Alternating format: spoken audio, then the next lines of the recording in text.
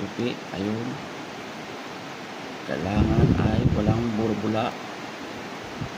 Huwag lalagyan ng sabon para hindi bumula. Ayun, ganyan lang kasimple mga guys. Tapos ito na guys,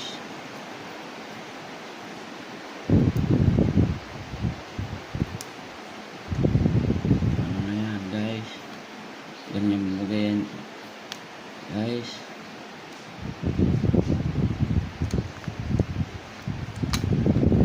Ayan guys, ito na to.